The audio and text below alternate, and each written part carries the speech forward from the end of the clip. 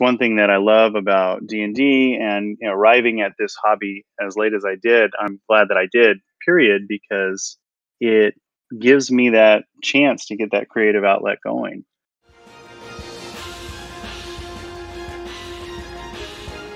My name is Brock, and this is the Dungeon Master's Toolkit podcast.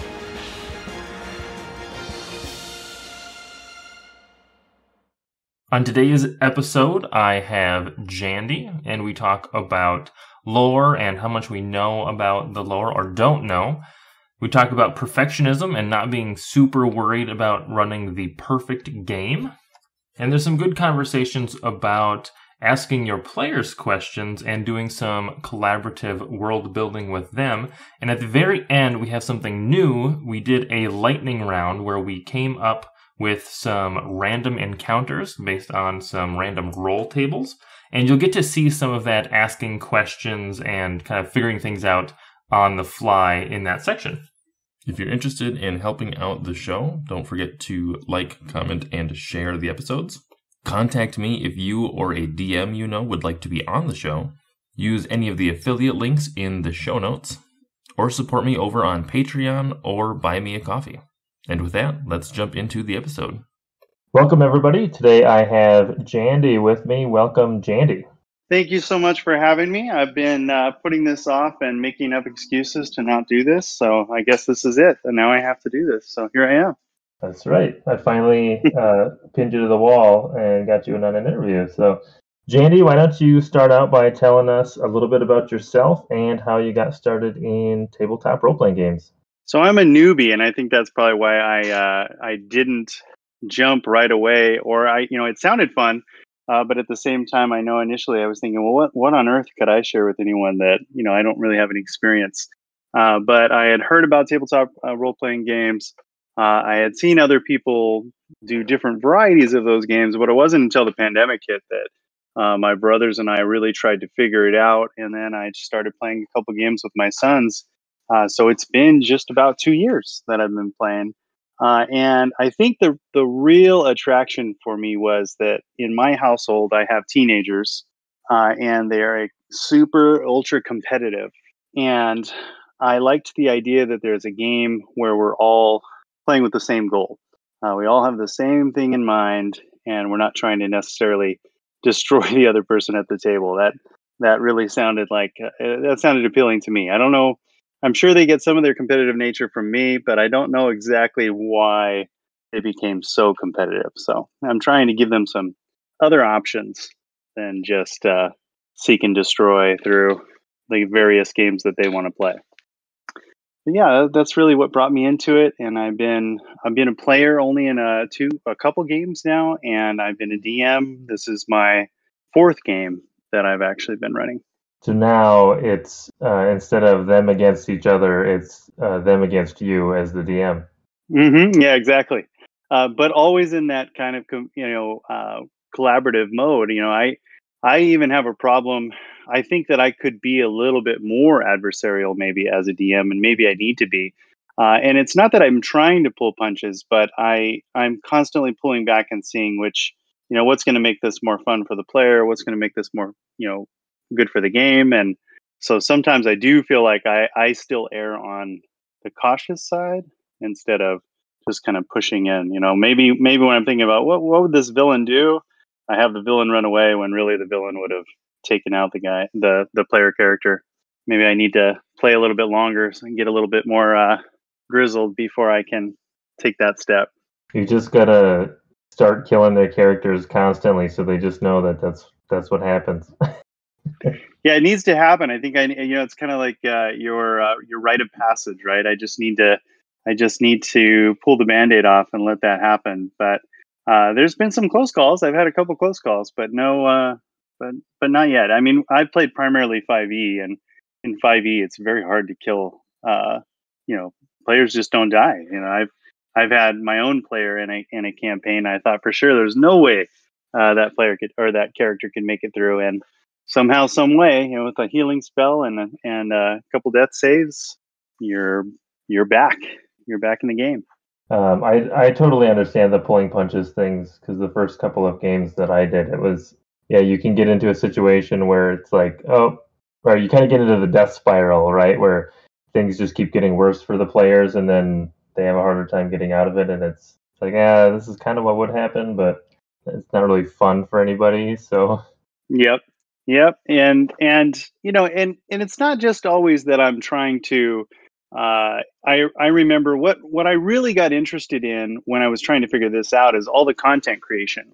And I thought that was a good thing because it gave me a background, a little bit, some background knowledge, like listening to Matt Colville, for example, listening to Matt Perkins, the Australian content creator, watching a little bit of Critical Role, those kinds of things. But then it's information overload, and then you get to the point where, well, I want to pull in this from Old School Essentials, and I want to pull this in from Runehammer, and I want to bring all of these ideas together. And pretty soon, it's not that you're pulling punches or anything else. It's just that your brain is trying to pull from too many sources at once. And that's one thing I'm trying to work towards now is just simplifying things in my own mind. What I want the game to be. That's the goal. yeah, I also consume a lot of D&D content, and it's easy to have ideas that are fleeting sometimes. Like, oh, this is a really good idea, and then completely either forget about it or never pans out. Um, Mm. how would you say that, even in your short time, what changes have happened for you as a DM, kind of in your style and how you run games? Slowly but surely, I am becoming less of a slave to the modules. I think the modules have been good for me because they've given me an idea of what a campaign should look like, what an individual encounter might need to look like, or not need to, but at least possibilities. Um, but there's always this feeling for me that I'm somehow cheapening the game, like I'm not giving the players all of the lore they need, or I missed that description about that room, or there was something in the NPC's backstory that I didn't give the players, and now somehow I've robbed them of that. And so I'm having to learn that no, forget that. That's all just extra texture that's written into the module. You can use it or you can lose it, and you can completely abandon it. You can just use it as an outline and go with wherever the game goes. But I thought that I needed those training wheels right from the start, and I needed to really hold tight to those training wheels with the modules. And I'm learning, and I'm trying to convince myself with every game. No, let the players take it where they will.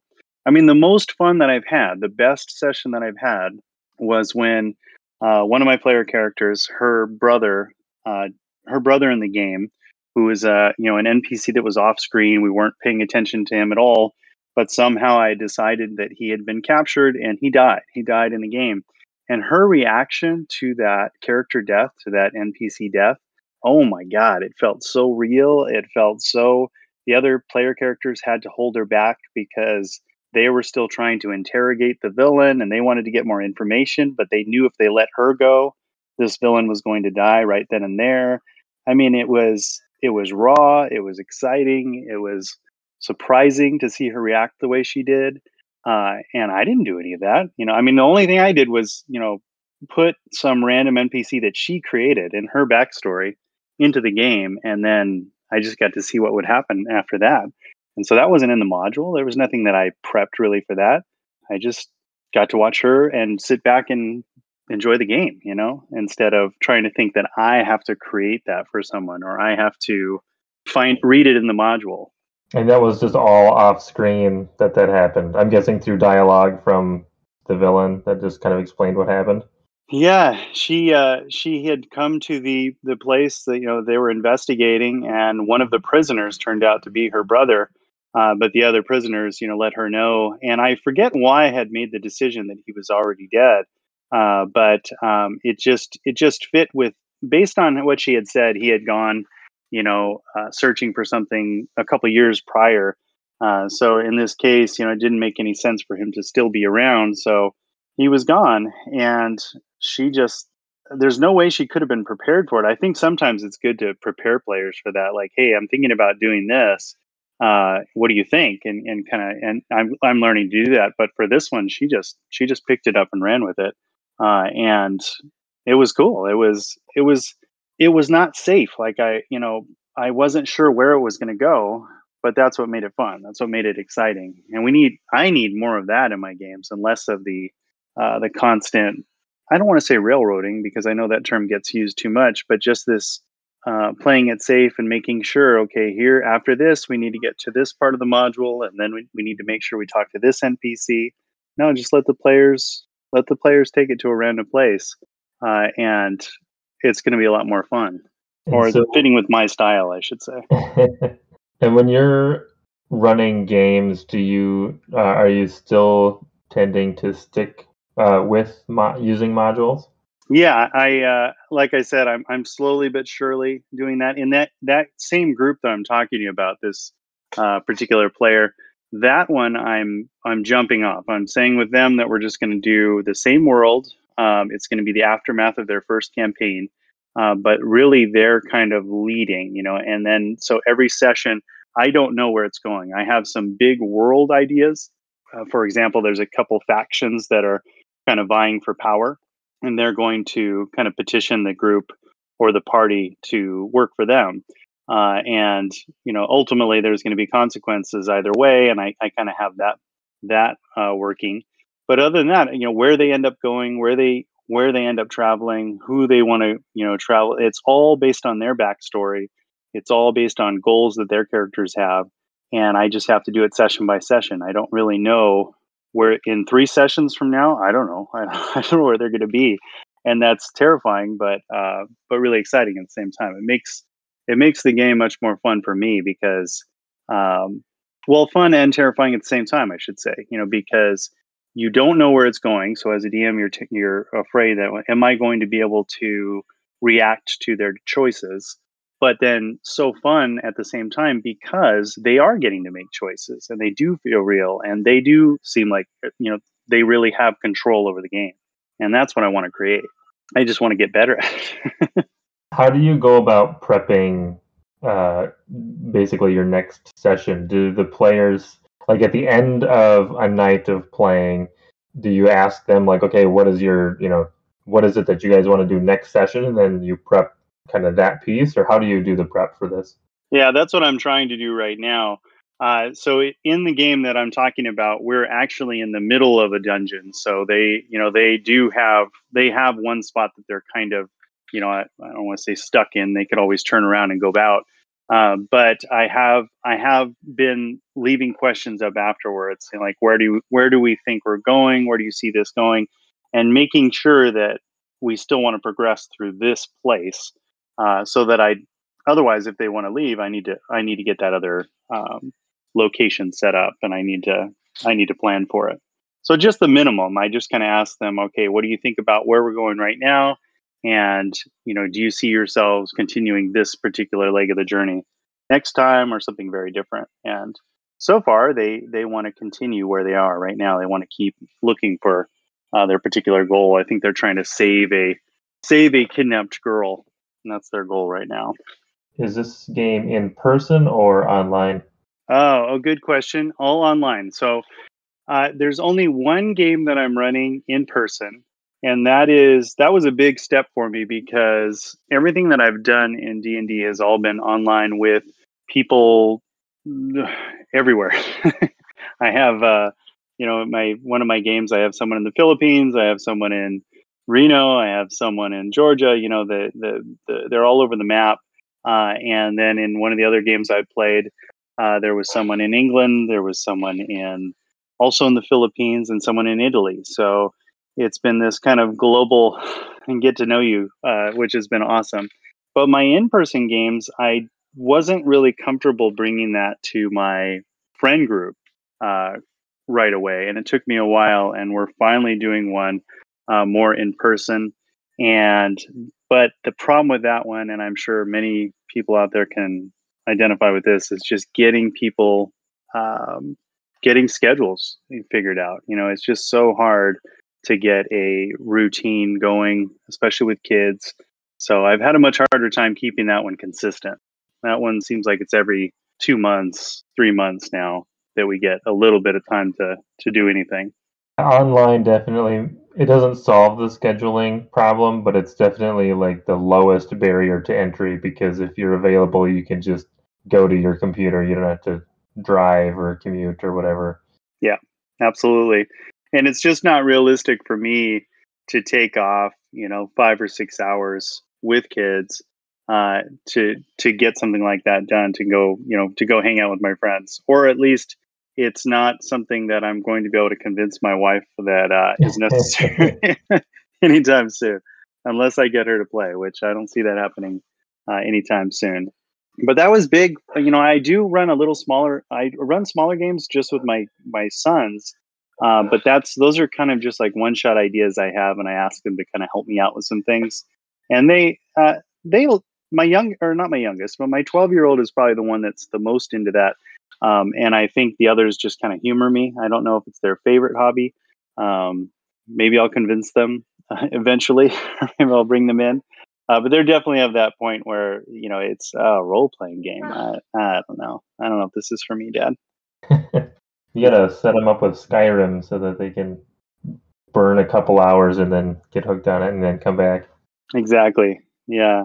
And, that's the other thing about this hobby is that, there's so much, not just the lore of D&D, but there's so many stories out there. There's so many games that I feel like I'm not, I don't have that in my RAM. I don't have that in my memory. I didn't play a ton of games, and the games I did play were primarily, like fighting games or sports games, so I'm coming to the hobby, and now I'm trying to, sometimes I feel like I have to catch up.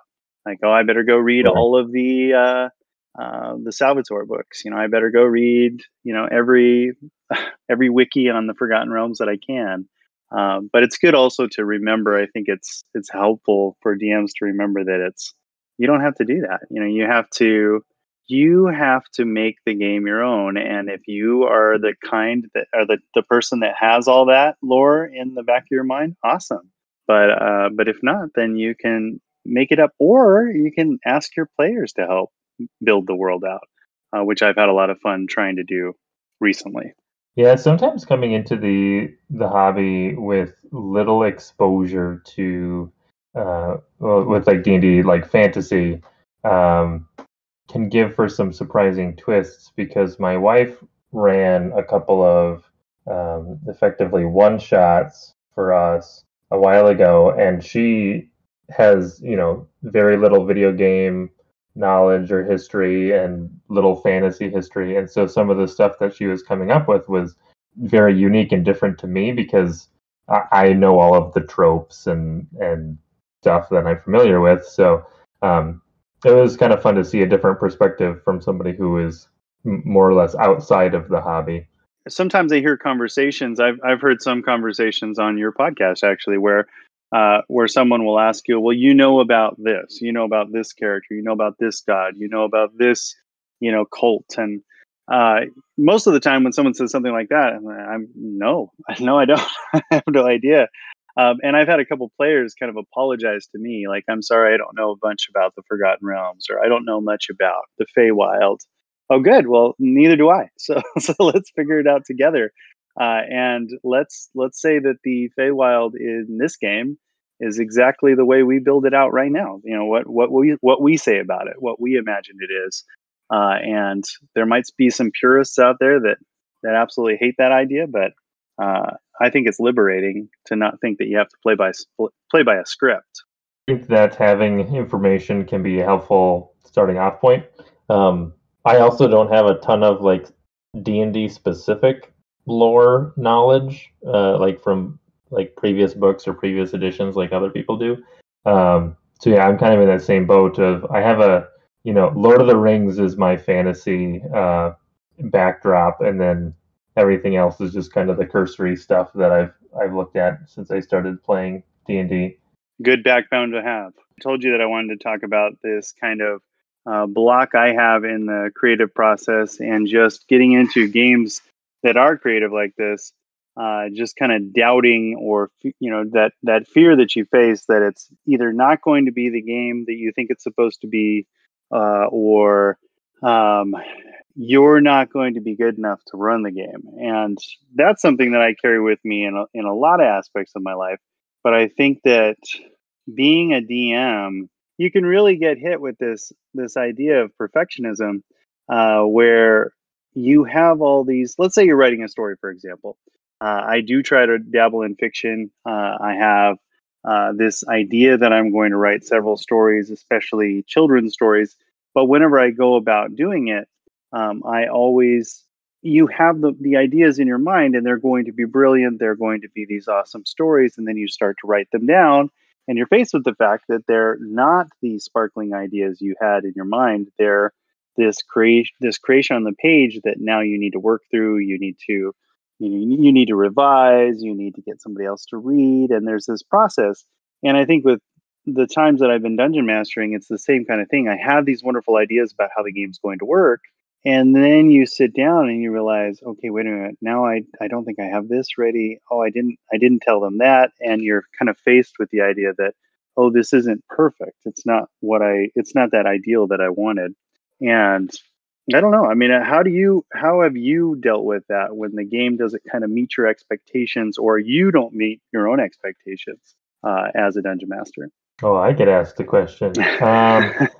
Yeah, that's tricky because I definitely feel that in because I want to publish, either my own game or supplements or something, and I always am like, here's an idea, and then like you said, I have the idea, and I'm like, okay, I'm just gonna come up with a handful of creatures or something, and then I sit down and then I just writer's block, just nothing. So in running a game.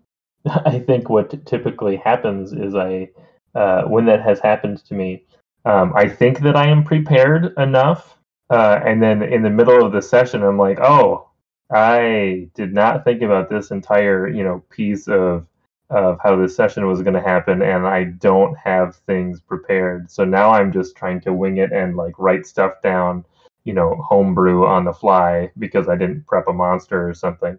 And then typically it's kind of an after the fact looking back to say, okay, I realized that there were, last time I thought I had everything prepped and I missed a couple of things here, so next time I'm gonna make sure that I do that. And sometimes the sessions go off without a hitch and the players don't really notice it. Which is good. I've had other sessions where after the fact, the players are like, oh, that was kind of not necessarily disappointing, but like it didn't feel like there was a whole lot of like substance there. And because yes, there was not a lot of substance because I forgot to prep something, or I thought I had enough information and it was not enough. So it's just kind of learning experiences each time. Yeah. And that's just one aspect that, you're just talking about the prep and, getting those, if especially in an online game, just getting those pages filled, just getting the monsters ready so you can drop them in. There's nothing worse. I've been using Shard Tabletop, and there's nothing worse than when you get to the page and for whatever reason, maybe you saved that map on another game, or I'm not sure why it happens, but sometimes all of a sudden the monsters will just be gone, or their hit points will be gone. So they'll show up as dead icons, and like, why is this happening right now? But I mean, that's just one prong of it. There's also how you present the game, how you describe things, and there's so many. It's a juggling act, and there's so many skills that I'd like to grow and do and become better at. And then you watch these content creators, or you watch some of these all-star DMs, and you think, oh my God, how am I ever going to do that? But I think that's one of the keys that I wanted to mention, is that I'm learning to remind myself that you can't. All you can be is as prepared as you can be, and all you can bring to the table are the skills you do have. So if you think you're going to be Brennan Lee Mulligan, you better practice some improv for a couple of years and not just expect it to happen that day. Yeah, I think I've seen other videos online too that say like it's easy to see like Critical Role and Dimension 20, and when you have professional actors that make it seem flawless, it's like, man, why can't I stand up to those standards? But I don't act for a living, so have much less experience than they do, and it's I think there's a skill in any profession. If somebody makes something look super easy, it means that they're probably really good at it, because most Yeah, things are not are not actually super easy to do. that's right. And how many hours have they put in? How much experience do they have? How much practice? And that's the thing I have to remind myself. Oh, I'm not exactly where I want to be as a dungeon master, or I'm not running this game exactly how I envision that I'm capable of. Well, how much how much practice have I actually had? You can't expect to reach that goal in a couple sessions or even in a couple games. It's going to take a lot longer than that. But just learning to be okay with something that's not a perfect product. I have to realize that my games are not going to be perfect. I'm going to make mistakes. My NPCs are sometimes going to be inconsistent. The story, the prologue that I set up at the beginning of the campaign might not make sense at one point in the game, or at one point 3 or 4 sessions down the line. That's okay. We can course correct from there I and think, not hang our heads in shame. yeah, I think being okay with things that aren't perfect. Uh, I think I started out as a perfectionist and wanting everything to be right, and now that I know that I tend to start more projects than I can handle, I tend to think that done is better than perfect. Oh my gosh, yeah, that is so. There's so much truth in that, because you can have all the perfect ideas you want, but if you don't finish any of them, then you're just going to feel, you know, completely unsatisfied. You had all these goals, and you're still preparing for the perfect versions of them that are never going to come to fruition. I actually just watched a video by Matt Colville, and he did kind of like a lessons learned from one of the campaigns that he had run. And that was really interesting because as he was going through it, he realized that there was a lot of cool ideas that he, at the time of running the campaign, didn't lean into them quite the right way. And he's somebody that I would typically think of as being a pretty strong, dungeon master. So just to see like even these people who are really good still have things that they're finding like, oh, should have done this differently, and this could have been handled better. But and those are the things that you learn from the game, and then you roll that into the next one. Yeah, yeah. Well, and on the topic of Matt Colville and content creators and things like that, I think that sometimes, here I am, I'm doing an interview now. I'm a new DM, and I'm on your podcast, answering questions and thinking about these ideas. But part of me wants to be this master at explaining what D&D is, kind of like Matt Colville, and having these beautiful video essays, or not video essays, but at least the kind of explanation for how the game works, like him, because I keep consuming all that content. And so then I think, oh, this is who I should be, or this is what I should be like when D&D is the hat we're wearing. And it's like, no, that's one thing that Matt Colville does really, really well. And in one of his videos, he even talks about that. It may look easy what he's doing when he's presenting these kinds of ideas in a unified, coherent fashion, but it's not. It takes a lot of work. And so we can't just turn around and expect to be able to do the same. And that goes for creating YouTube videos, for creating but also for creating an adventure or creating a module.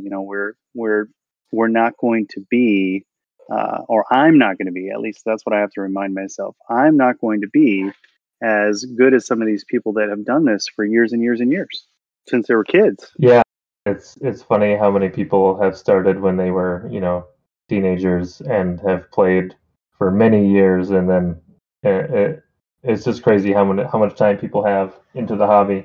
And it's easy to forget. It's easy to forget how much experience people have sometimes. Mm-hmm. Yeah, when I was a kid, I was terrified of it. I grew up Catholic, and my mom definitely believed in the Satanic Panic, and to me, it was everything evil about the world. So that's my background, and then coming, full circle and saying, "All right, this actually sounds like a ton of fun." Yeah, I also grew up Catholic, but I didn't have any idea that it even existed until like college. So Hmm. Yeah, it's awesome that it is blown up, and I think that it's blown up in a manner of speaking. I don't know exactly what the numbers are, but it seems far more popular than it's ever been. And I think obviously the pandemic and everyone being stuck in on their computers for at least that year and a half is a big part of it. But I also think that it's just that kind of culture, because of things like Stranger Things and other kind of just pop culture, is just more acceptable now. Like it's not. I don't know, the rise of nerd culture. Nerd culture is taking over and it's becoming more mainstream, which I guess could be a good and a bad thing, in the sense that I'm sure there's some purists out there that feel like, okay, if you want to get into this game, or if you want to get into this hobby, you do need to learn the lore. You do need to learn more about the way it works, and not just jump in and call it good. yeah, I think with just about any uh, fandom, I guess there's going to be people who have been with it from the beginning, who have specific ideas of what is acceptable and isn't, and really, if you're enjoying it in any form, then that's the important thing. Hmm. Hmm. And I think that your DM style, you need to figure out what it is that you want out of the game, right? I Yeah, mean, we need to figure out, what do you want the game to be, and then learn to clearly communicate that to your players. Like, this is the kind of game I want to run, but you have to run some games and figure that out. yeah, I think that also goes for finding players too, and players finding DMs.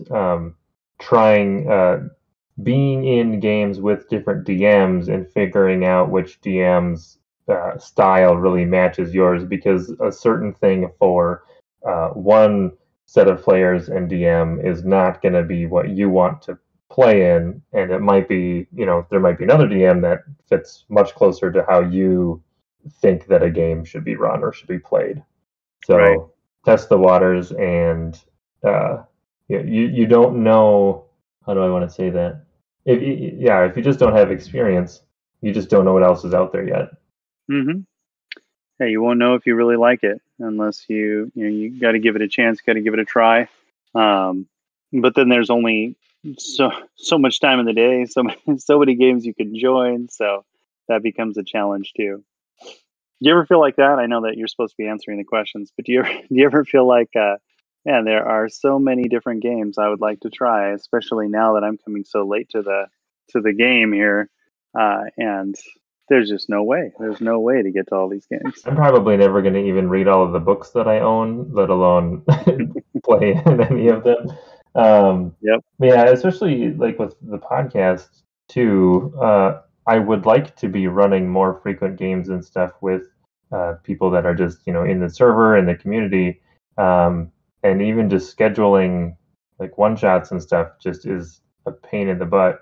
And Yeah. trying to get podcast episodes and interviews and stuff done and edited, and then try to play a game, and then like you mentioned, hey, you have kids, that your time runs pretty thin. Hmm. Absolutely. Yeah, I think that's the biggest obstacle, is just, obviously that's like the barrier to entry, like you said, is getting everyone. That's why I'm learning to be more thankful for those games that we do get in, because you can't take it for granted. I mean, I know that kind of sounds like that sounds a little too maybe too sentimental, but yeah, it's true. It's like it was kind of a minor miracle that we were we were able to spend 2 or 3 hours doing that sometimes, because it is so hard to find the time to squeeze things in. If I could go back in my childhood and play in like 6 to 8 hour D&D sessions, weekly, that would have been a cool experience that I would choose to add to my childhood. That's 100%. definitely 100%. not the reality right now. Yeah. No. Yeah. I mean, I'm so jealous, so envious of those individuals that have those stories. And say, oh yeah, when we started playing, we didn't really know what we were playing, and we didn't really know what we were doing. We were kind of making it up as we went, but we would just sit around for 6 to 8 hours and tell a story together. I'm like, oh, that sounds like a ton of fun.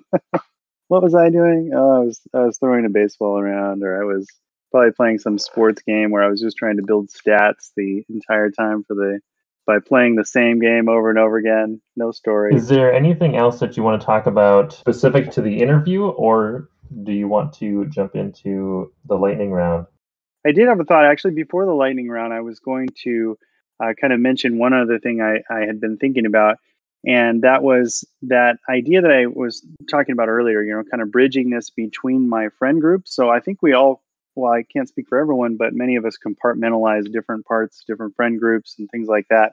And one of the most exciting things for me that happened with D&D was when I took the game to that one particular friend group that I thought there's never going to be a time where they're going to accept this. They're never going to be okay with a role-playing game. Like this group of people right here, they're absolutely not. It's not going to happen. And I kept kind of just mentioning it. I was telling them about what I was doing, why I was interested in it. And then finally one day I honestly thought they were joking. I thought maybe they were setting me up. It was a prank. But they said, "Hey, why don't you bring some stuff over and help us create some characters, and we'll see what happens." And man, that was a blast. That was such a good time. And even though it is hard to get games consistently and all those things, if I hadn't just taken the chance to try to present that to that particular friend group, I never would have known if that was something they would have liked or not. So you should take a risk and try to play with everybody that you can, because you never know who's going to like it. You never know who's going to actually get into it. And I was surprised and pleasantly surprised, and it's been a blast. So that is some good advice. I have a handful of high school friends that live semi near me within like a half an hour, and I don't even know if they know that I play or anything or have a podcast or anything. So that's probably one of those things that I should bite the bullet and mention it, but this has not come up yet. So, and then I want to know, and then I want to hear that you're like Hanker and Fernell. I want you to be at a tavern or a bar in the upper loft with these high school buddies running a game. That needs to happen. With or without the beer. Yeah, need to find a tavern nearby that I can go to. In my mind, when he tells the stories about his games, it's definitely a tavern. It's not just your local Philly bar. It's a tavern. Yeah, I would imagine with him, it would have to be. He's a blast to listen to and to talk to. Absolutely. Cool. With that, do you want to jump into the lightning round? Sure. We'll give this a shot since this is my first attempt, our first attempt. So I have a table that I ripped pretty much directly from a supplement, actually for Dungeon World, called Perilous Wilds. Mm-hmm. And they have a discovery table. Actually, you can Google it and find pretty much just the straight table if you want to. So the thought here is we'll roll some dice and we'll generate some random discovery, and then we'll just try to kind of build it out improv style and see what we can come up with. Cool. Sounds good. You have a set of dice handy? I do. I couldn't. So somehow some of my physical dice have been misplaced, and by misplaced I mean my wife has decided they did not belong where I had put them. So I have some virtual dice though. Why don't you roll a D12? Okay, I got a 7. 7 is a creature. Roll another D12. You got a 4 this time. So this is a type of beast, and I think roll 3 more D12s. I think they're all D12s. All right, so 3 D12s. I got a. Do you want the total or do you want the individual? Give me the individual, just one at a time. 7, 12, and 2. Earthbound, and it is a type of mammoth or dinosaur. Ooh. And then there was an activity.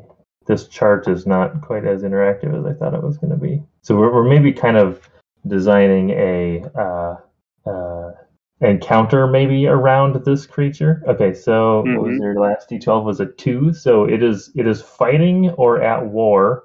Okay. Then why don't you give me one more D12? All right. And my last roll is a 1. And it is slick or slimy. Oh. So we have some type of like prehistoric creature that is fighting, and it is slick or slimy or covered in slime or something of that nature. Well, until you said slimy, I was thinking of woolly mammoths and saber tooths and, just something like that. But as soon as you said slimy, I had this giant worm in mind, something like, out of Dune or Tremors. So that's what I'm imagining now. And what I've done in some of the games recently that I've been playing, in the beasts, I always feel like. So you said this one's at war. Does that mean that it's at war necessarily with players, or it's just kind of a conflict? No, it's just an activity. It just says fighting or at war.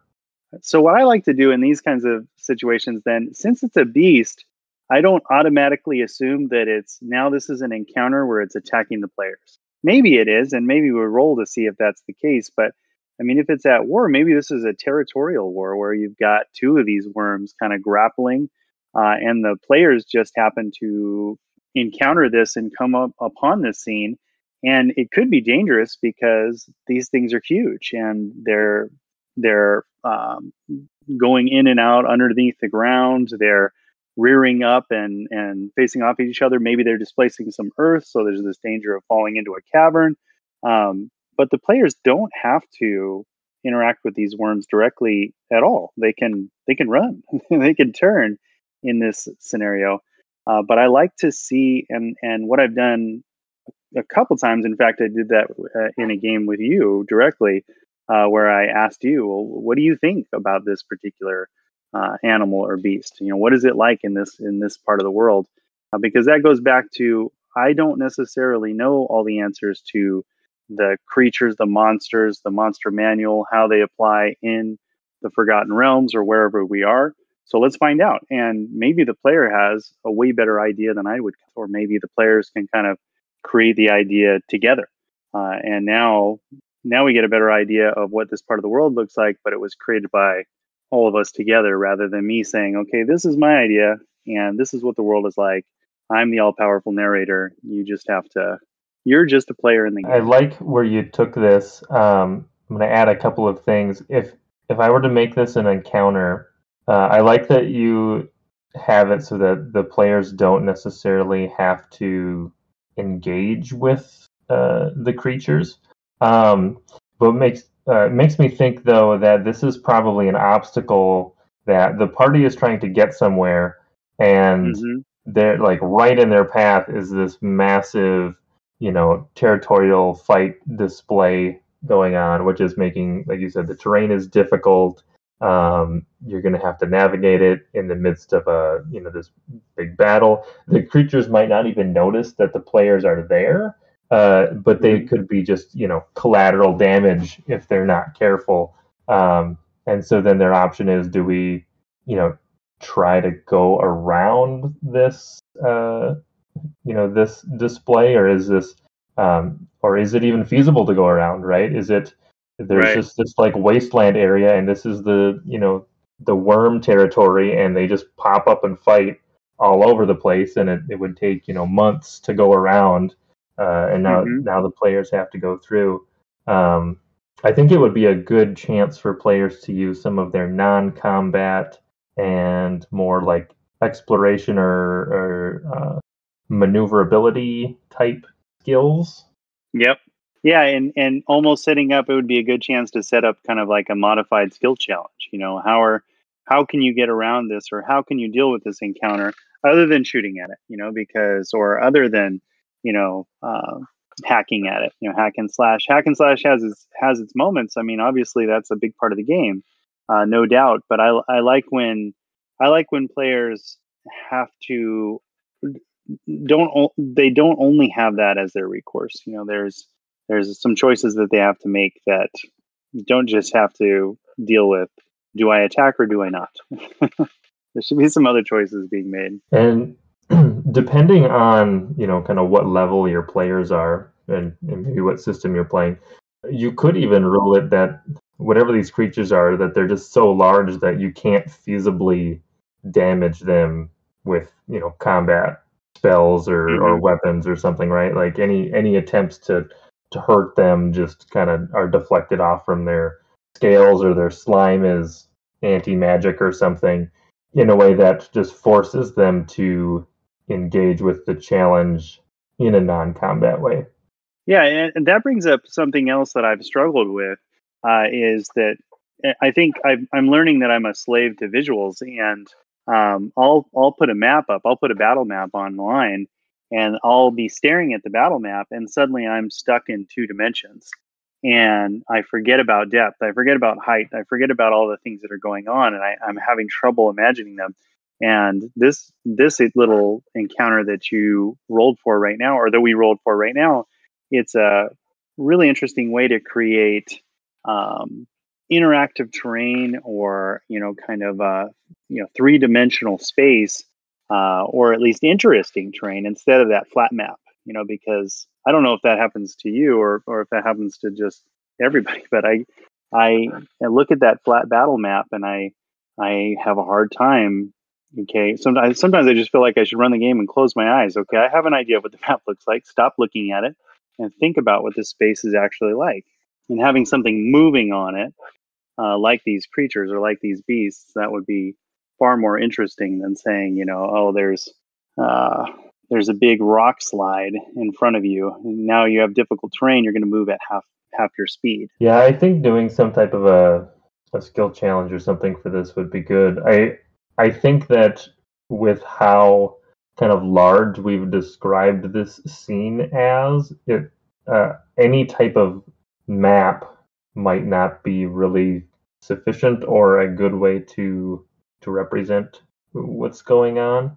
I definitely have that, I don't know, blindness when you have a battle map on, and sometimes I think I lean into the battle maps maybe more as a crutch, or as an excuse to not have to come up with other things on the fly, right? Like if I can contain my players to what the map is for now, then I'm not going to get so surprised that I don't know what to do. But this could easily be run theater of the mind, and maybe even finding some images online, or just like a landscape that you could put up just to be kind of a visual of something to look at. I think of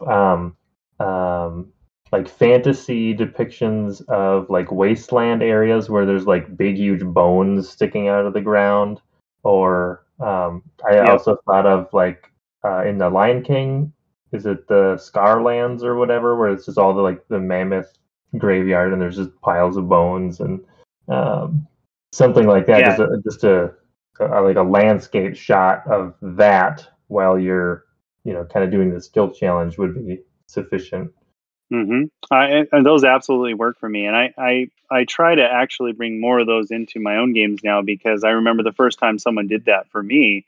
They said, okay, you wake up in you're walking, you're kind of waking up in the inn, and you're entering out into the courtyard, and there's a fountain, and it's just they just shared an image of a cityscape, this old medieval cityscape, and that was it. There was no map, or no battle map at least, and we just had to imagine getting up into the scene, and it just helped me as a player drop into that scene much better than the actual. And don't get me wrong, battle maps are great. I mean, some of the battle maps that we have access to that people are creating out there are amazing. I can't believe some of the detail that goes into these maps.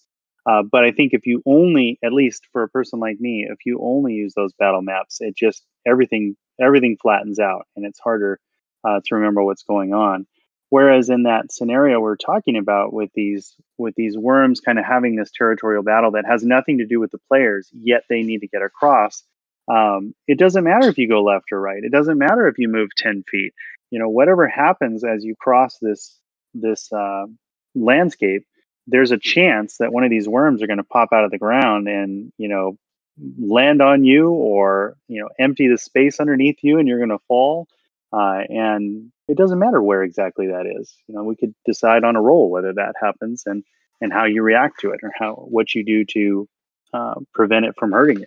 This sounds cool. I want to do that. I want to use this. So now I know that if I'm playing in another one of your games and all of a sudden there's some massive worms, I'll know what's going on.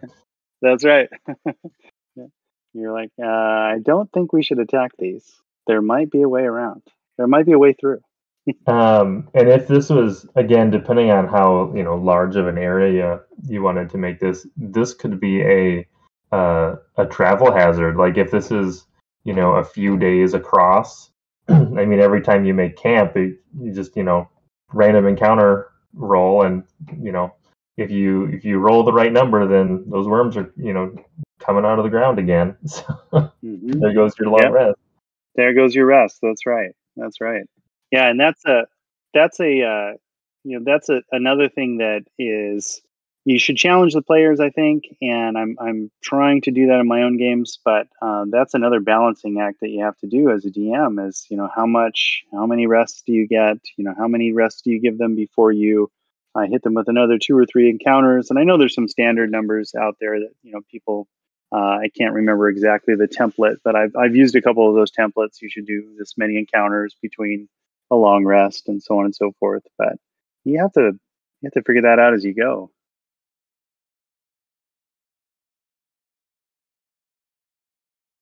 Especially when you're doing a campaign, and there's when I've played in previous campaigns, it was like, okay, big huge battle, we're resting, or every chance we get, we're taking a short rest at least, and as our DM at the time, I think, handled it pretty well. He pretty much just let us do whatever we wanted to, but sometimes looking back at it, it's like, yeah, he probably could have tried to stop us a little bit more frequently from just trying to full heal every single time something happened. Yeah, and I don't know if it's a better game or worse game. I mean, you'd probably have a better take on that than I would, but I do know that in the few times I've been able to be a player, I rarely ever felt like my player character was that threatened. There wasn't. Maybe I just didn't play long enough, but it didn't seem like I was ever in that bad of a situation. And I don't think it should be like that. I do feel like you should feel like, I don't know if we're going to make it through this. I better make some good decisions here, or this character is not going to be there anymore. Yeah, there were, I would say, only a few times where it was like, oh, this might not actually end in our favor. I might be rolling a new character. But definitely those, even after you've used a lot of your resources as like a 5th edition character, your characters are still pretty survivable, even without missing spell slots and whatever. Yep, they're pretty tanky, those 5e characters, especially once you get 5 and beyond. They're pretty hard to take out. Do you want to try doing another random roll? Yeah, let's do it. So just start off with 1d12. Okay. Got a 3 this time. 3 is a natural feature. Okay, natural feature. So I need two more d12s. Got a 1 and a 2. So it's a type of lair.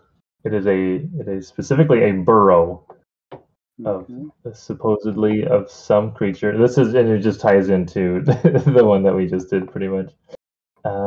Let's give it. Well, and yet I was thinking of something different. Whoa, what were you starting to think of?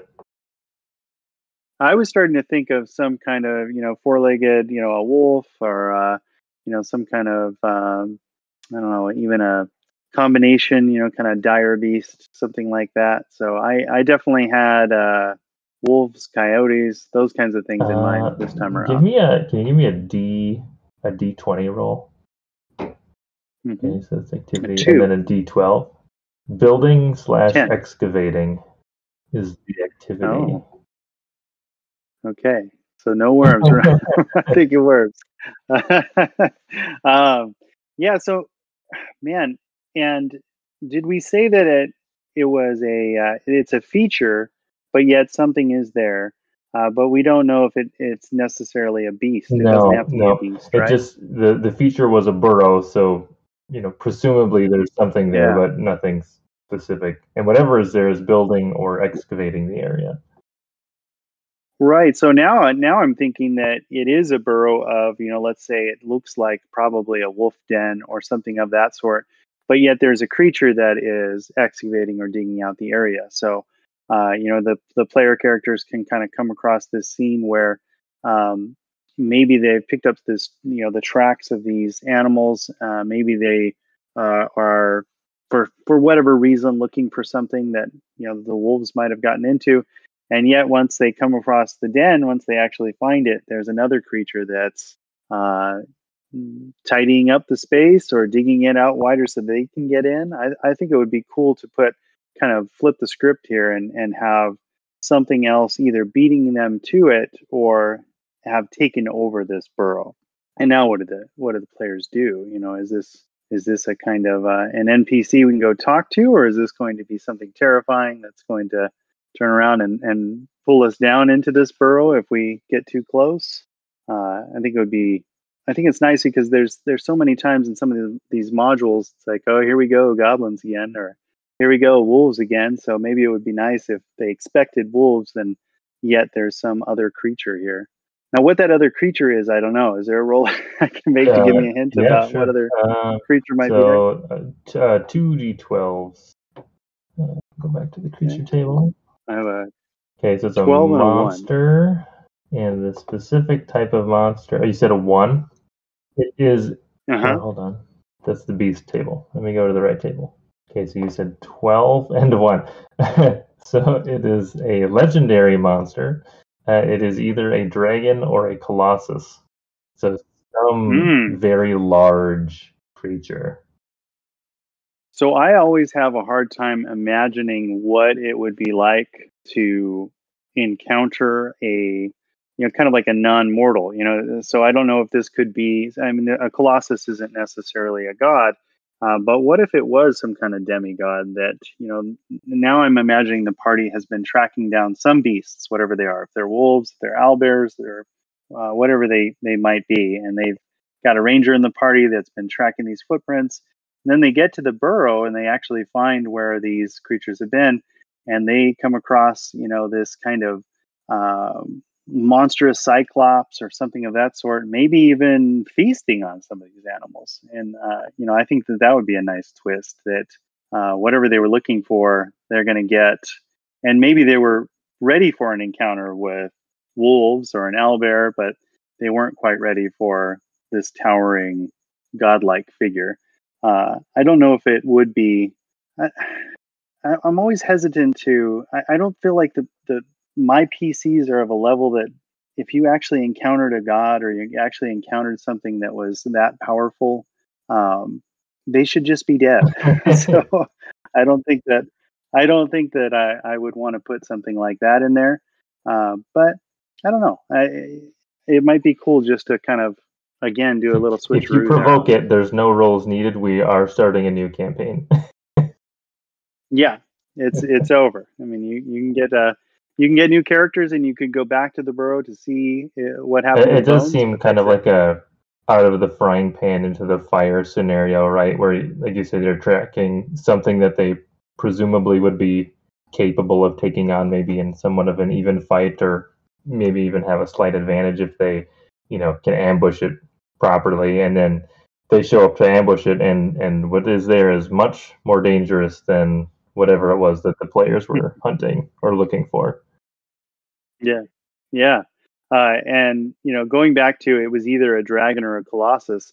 Imagine that it is a dragon. I mean, typically, in these games I've seen, in the modules that I've read, there's always hints, about dragons. There's sightings of dragons. There's these certain kinds of locations that dragons exist in.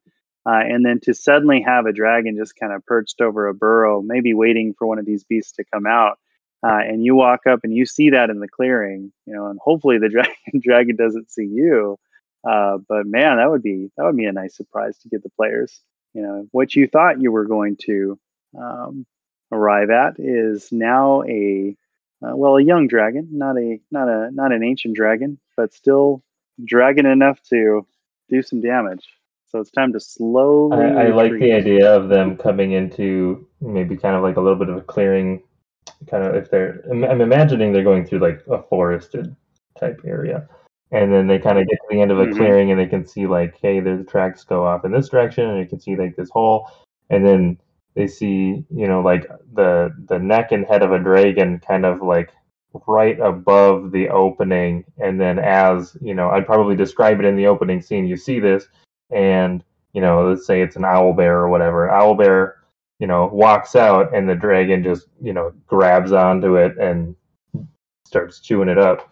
And then what do you do? Do you stick around and wait for it to eat something else, or to wait for it to fly away, or do you hide? You don't want it to notice you, because it might think you're food too. So yep. And that would explain why we wouldn't, in this scenario that I'm imagining, they've been very good and very successful at tracking back to this burrow. And if they were able to do that, then why didn't they notice these large, prints that were created by this monstrous colossus or whatever it is? Well, if it's a dragon, then that makes sense, because the dragon was able to land right where it needed to, and they wouldn't have necessarily seen any tracks. This is cool. So this is you said again, this is Dungeon World. This is Perilous Wilds. This is a supplement that was written for Dungeon World. There's kind of two main parts to the supplement. The first part has to do with a bunch of like specific additional mechanics that the author wrote for Dungeon World and for like NPCs and stuff. I've never really looked at that a ton. The tables that he has in here for coming up with stuff on the fly is what's really good. And like you've seen, it's mostly D12 rolls, and then each roll just gives you more information about what it is. So, like, to run through it, a discovery. So anytime you want to have something random, it's an unnatural feature. So something like arcane or portals or something like that. Natural features, creatures, and evidence and structures. And then NPCs and stuff are kind of included in that as well. And that things get more specific, like I said, as you go down. If it's a creature, it could be a beast or a human, or a non-human. And then there's different types of beasts, and even in the beast table, there's earthbound, airborne, and water-going. And then so there's just a ton of. You can kind of drill down as much as you want to. And then you can, if you have an idea, you can run with it. If you want more information, you can go. There's also there's a 19 different details tables, which that was the D20 roll. Things like activities, alignments, conditions, like magic types. So if you wanted to come up with some random magical anomaly, you could come up with a type or an element or something. So those are also fun to just throw in.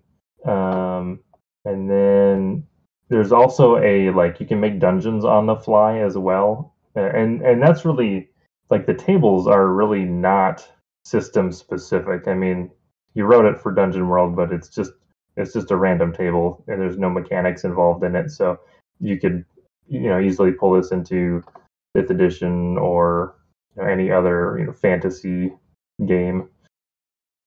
Well, I love it. I'm looking at one right now, and I love that it is that, like you said, it could apply to anything, and it's so quick because I have ideas before. Don't we all? I have ideas before a game. This place that they're going to, I'm going to describe it in such a way. It has walls like this, and it smells like this. But then you're deer in the headlights in the game, and you have so many things that you're trying to think through. And even if your notes are right there, sometimes you just don't have the time or the wherewithal to look at that note again. But if you could just say, okay, hold on, when you asked me what this room looks like, hit a roll button. Well, this room is right here. I'm looking at one that says this is a room of pleasure and relaxation. And you can describe the statuary in there as kind of giving off that kind of a vibe, so maybe there's some, I don't know, naked bodies on these statuary that is reminding everyone that this is a place of pleasure, relaxation, that maybe a bathhouse of some kind, which would take seconds instead of prepping Right, for and hours I think one beforehand. of the things that us, just as people, tend to be good at is kind of contextualizing information. Because we just rolled on we got a bunch of random words essentially that we strung together to say, this was a burrow that was getting made bigger, and there's something large there. And while those things are all just random pieces, we contextualized it to say, oh, it makes sense that this is a dragon. It's maybe trying to eat, and we can kind of build this encounter out with still relatively few bits of information, and still relatively quickly.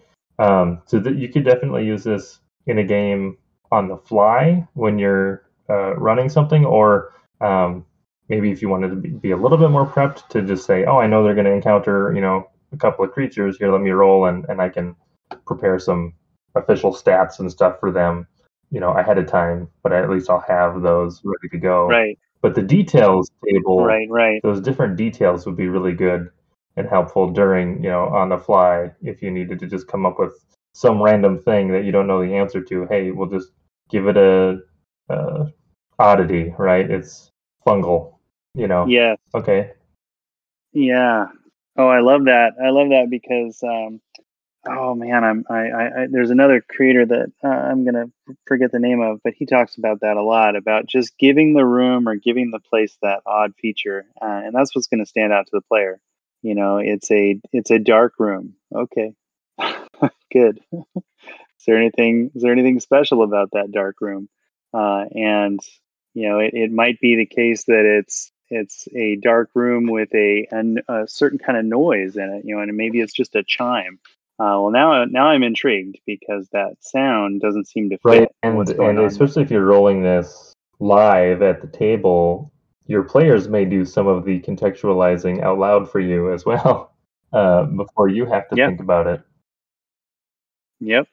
That's one thing that I'm getting more and more comfortable with is asking players for that. And I know that you have to be careful that you don't overwhelm your players, and that you have to try to warn them ahead of time if you're really going to pour something on them, because same thing can happen to them, right? During the headlights, I don't know. And but there's been times where I've asked and kind of pushed more on that. I don't know, what do you see in this particular space?